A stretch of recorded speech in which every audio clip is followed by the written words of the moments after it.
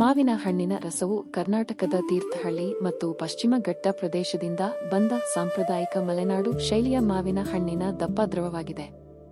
ನೀವು ಗಾಂಧಾರಿ ಮಿರ್ಚಿ ಅಥವಾ ಹಸಿರು ಮೆಣಸಿನಕಾಯಿಯನ್ನು ಸೇರಿಸಿದಲ್ಲಿ ಅದ್ಭುತವಾದ ರುಚಿಯನ್ನು ಸವಿಯುತ್ತೀರಿ.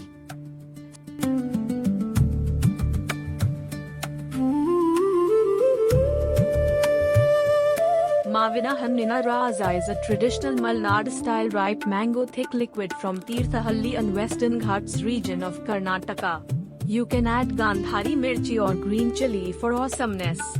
Made from fresh local wild mangoes which is specially available for this kind of taste, it perfectly balances sour and mildly spicy flavors and is typically enjoyed with rice. This is called Dindina Raza. It will be very tasty with idli or dosa.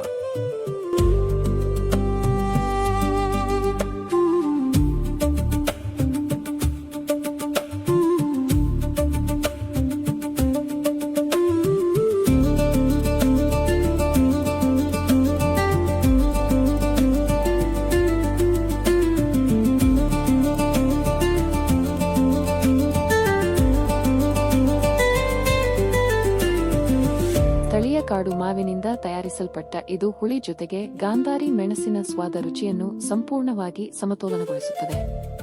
ಇದನ್ನು ಸಾಮಾನ್ಯವಾಗಿ ಅನ್ನದೊಂದಿಗೆ ಸವಿಯಲಾಗುತ್ತದೆ. ಇದನ್ನು ದಿಂಡಿನ ರಸ ಎಂದು ಕರೆಯಲಾಗುತ್ತದೆ. ಅಲ್ಲದೆ ದೋಸೆ ಇಡ್ಲಿ ಜೊತೆ ತುಂಬಾ ಚೆನ್ನಾಗಿರುತ್ತದೆ.